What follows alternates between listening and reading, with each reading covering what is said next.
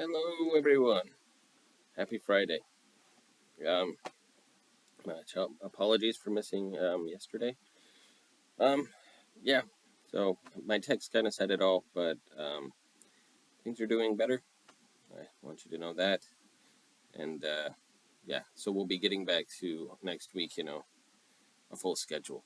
One thing we do need to talk about a little bit, so I want your input on this. Um, I'll also send it out via text, but we're going to have 6 people in our group now, which is a lot of people. It's almost, 2 full groups of people. So, what I'm wondering is if we want to switch out, um, like 2 people per week and have 4 people in the van, or what we could do is have a very regular schedule and have 3 and 3. So, 3 people on every Monday and Wednesday, and 3 people on every Tuesday and Thursday. And then we'll switch off that way. And that way you'll know exactly what your schedule is each week, who you'll be with, things like that. We might switch it up a bit for different events, things like that. But again, we're going to have 6 people in our group.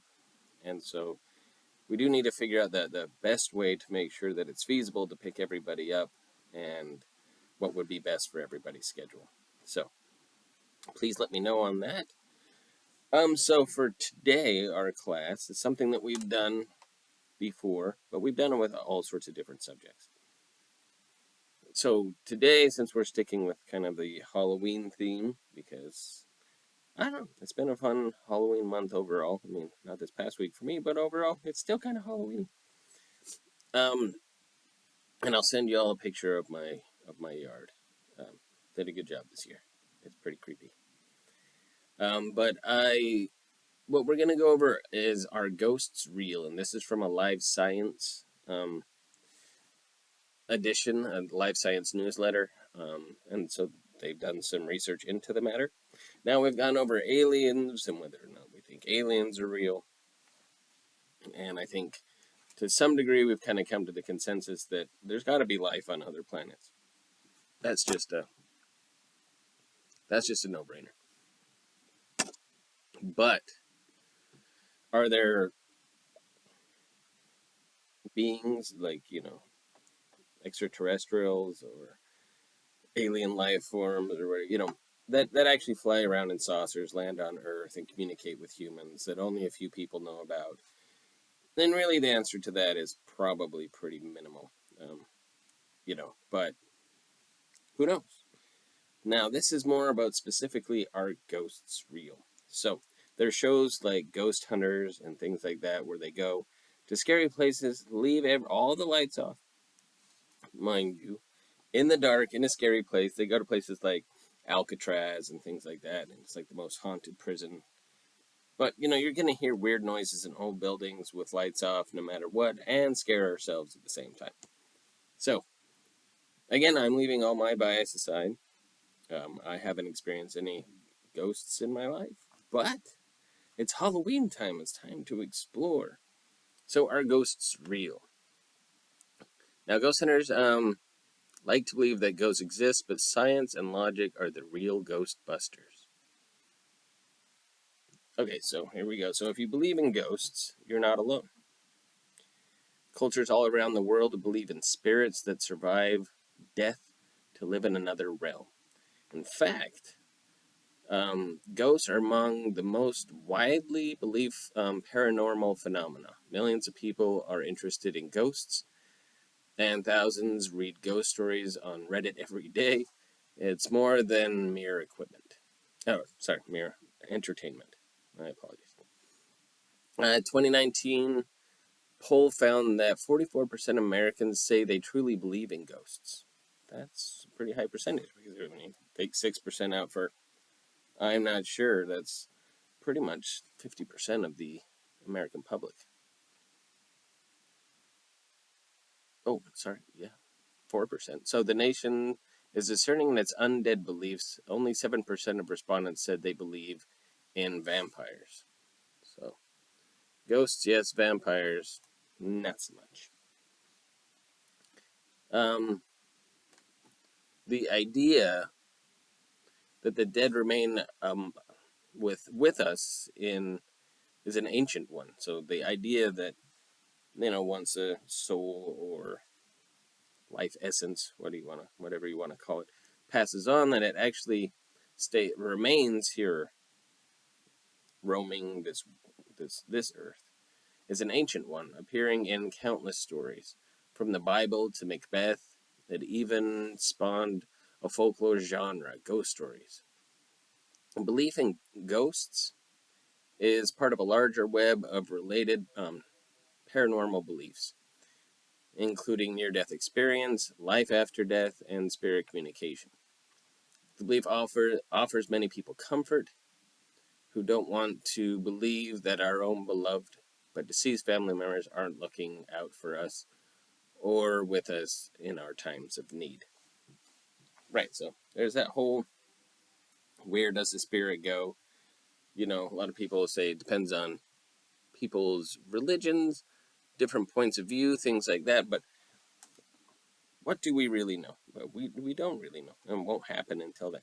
But this again has to do with spirits being here, and people saying they've seen spirits and ghosts and such. So where do we go? So people have tried to, and have also claimed to, communicate with spirits for ages. In Victorian England, for example, it was fashionable for uppercut ladies to hold seances in their parlors after tea and crumpets with friends. How nice. Let's summon a spirit. Ghost clubs dedicated to searching for ghostly evidence were formed at prestigious universities, including Cambridge and Oxford, and in 1882, the prominent organization, the Society for Psychical Research, so more in the otherworldly, was established. A woman named Eleanor Sidgwick was an investigator and later president of that group, and could be considered the original female Ghostbuster in America during the late 1800s. Many psychic mediums claimed to speak to the dead, but were later exposed as frauds by skeptical investigators such as Harry Houdini. So, thank you, Houdini. Who himself, if you know much about Harry Houdini, he had a line of work where he would do the impossible, seemingly, but it was through magic. But even with him, he knew that it was a trick. And so, I think that a lot of people, when they hear things that are too good to be true, or people are really buying into it, they start to investigate and become skeptical. And then they find out, oh, a lot of these people are frauds. A lot, but all, we don't know. Let us continue. It wasn't until recently that ghost hunting became a widespread interest around the world. Much of this is due to the hit sci-fi cable TV series Ghost Hunters, which aired 230 episodes and found no good evidence for ghosts. They heard noises, they definitely scared themselves, but they didn't really find any evidence of actual ghosts. Like maybe something that fluted across the camera. Who knows what it could have been. But the show itself spawned dozens of spin-offs and imitators, and it's not hard to see why the show is so popular. The premise is that anyone can look for ghosts. The two original stars were ordinary guys, plumbers in fact,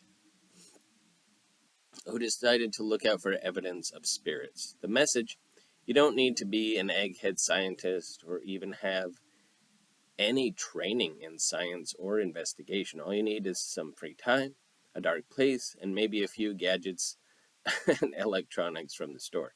So if you look long enough, any unexplained light or noise might be evidence of ghosts, right?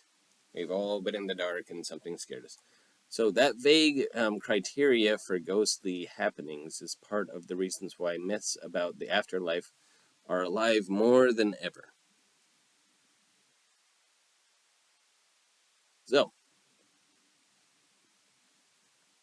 Now the next section is the science and logic of ghosts. So one difficulty in scientifically evaluating ghosts is that a surprisingly wide variety of phenomena are attributed to ghosts.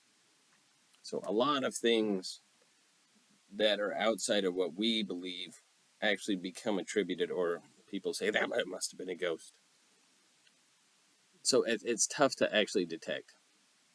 From a door closing on its own, to missing keys, to a cold area in the hallway, to a vision of a dead relative. There's so many things that people point to as this has to be a ghost. That's all it can be. But at the same time, it might just be the wind blowing the door shut. My, but people, I think, well, I'll get to it at the end.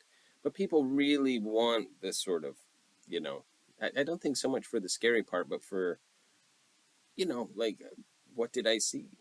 Is there something out there? People really want that to be part of life, and it keeps people going and happy. But when sociologists, that's what my degree is in, when sociologists Dennis and Michelle Waskell interviewed ghost experiencers for their 2016 book, Ghostly Encounters, The Hauntings of Everyday Life.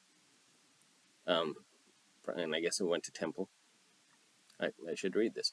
They found that many participants were not sure that they had encountered a ghost and remained uncertain that such phenomena were even possible, simply because they did not see something that approximated the conventional image of a ghost. Instead, many of our respondents were simply convinced that they had experienced something uncanny, something inexplicable, extraordinary, mysterious, or eerie. And this is what sociology and science does. It takes personal experience. Sociology is a study of the social world. And really what it does is it kind of, breaks things down with questions. So you have the same set of questions and you ask people separately, not all together in the same room. And then you get varying different, where do these similarities lie? And for most of these, the only similarities that did were that things were uncanny. They couldn't explain it, kind of mysterious or eerie. But that could be anything. That's when something falls down. I've heard things break just because in my kitchen because I haven't put something up right. Anyway, thus many people who go on record as claiming to have had a ghostly experience didn't actually necessarily see anything that most people would recognize as a classic ghost. And in fact, they may have had completely different experiences whose only common factor is that it could not really be explained. Or explained well, right? Something falls down in the kitchen. You look at it and be like, I don't know. The weight must have just given out. Or it's a ghost. So personal experience is one thing, but scientific evidence is another matter. Part of the difficulty in investigating ghosts is that there is not one universally agreed upon definition of what a ghost or apparition is. Some believe that they are spirits of the dead who for whatever reason got lost on their way to the other side. Others claim that ghosts are instead telepathic entities projected into the world from our minds. So, kind of that whole seance, as well as seeing a ghost, as well as, say, exorcism, that it's, is it the mind? Is it the spirit? What is it? There's no one way of scientifically deciding. Or it needs to be all of those just broken down into different categories. But still others create their own special categories for different types of ghosts, such as poltergeist, residual hauntings, intelligent spirits, and shadow people. Of course, according to this, of course, it's all made up.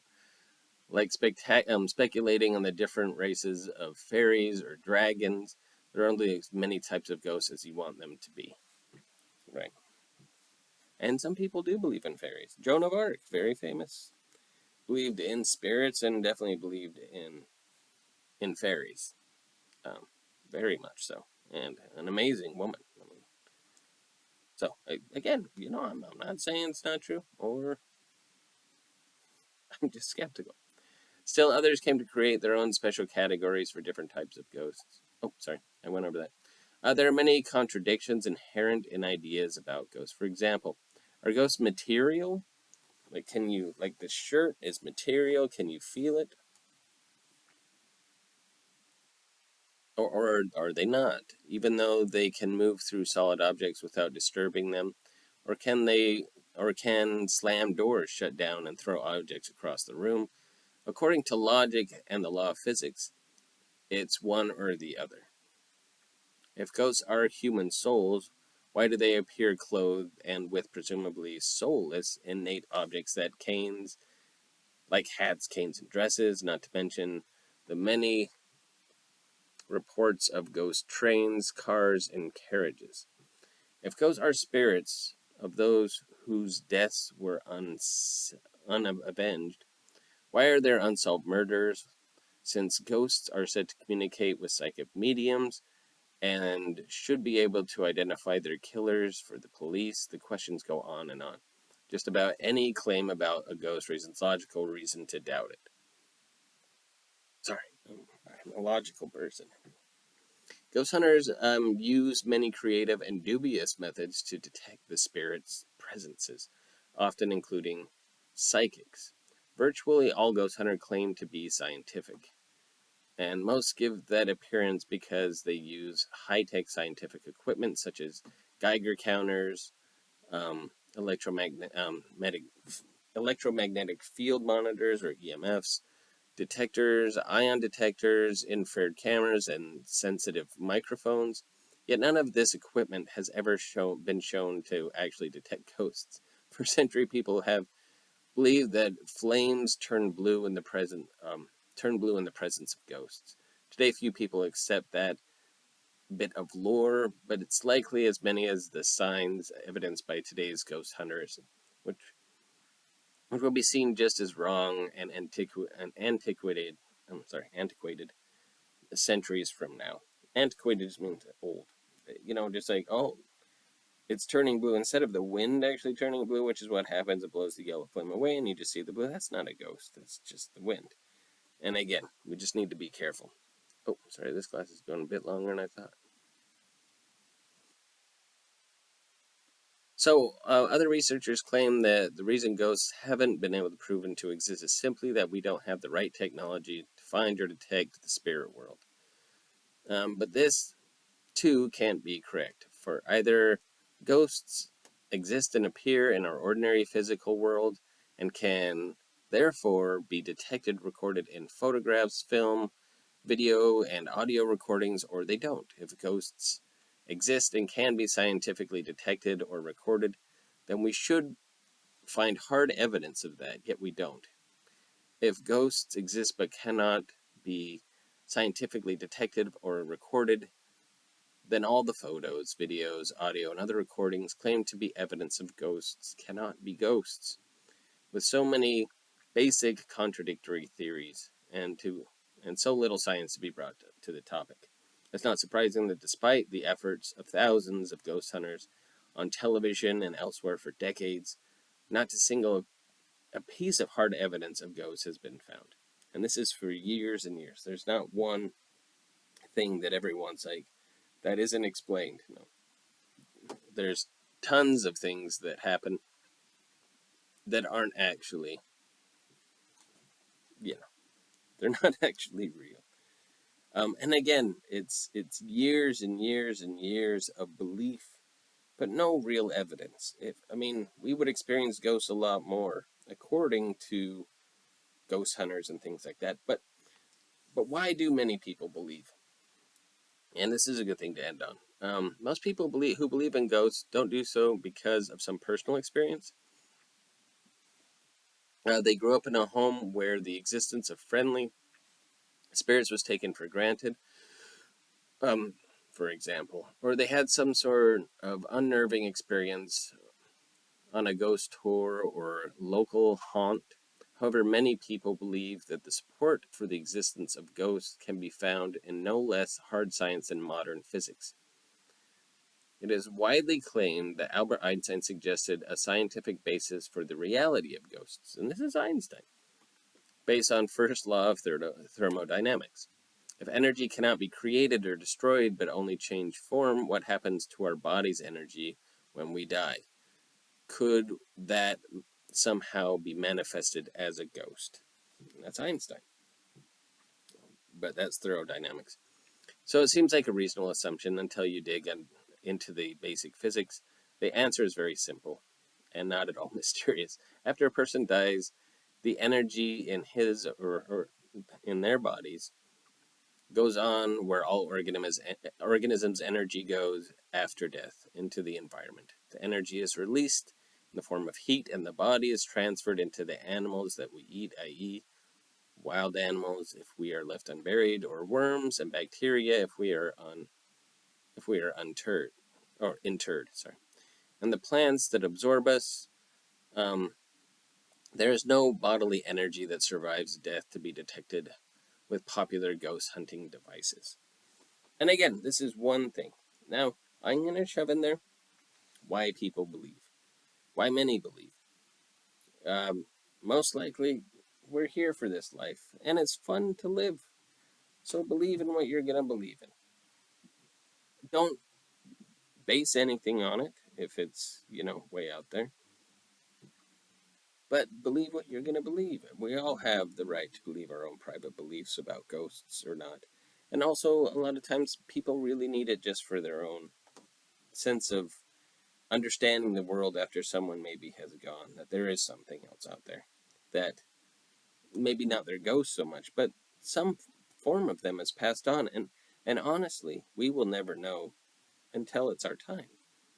We won't. So, as much as I agree, because I'm a skeptic and I believe in the live world around us, so I'm not really big on ghosts or anything, but I will never say that I know for sure.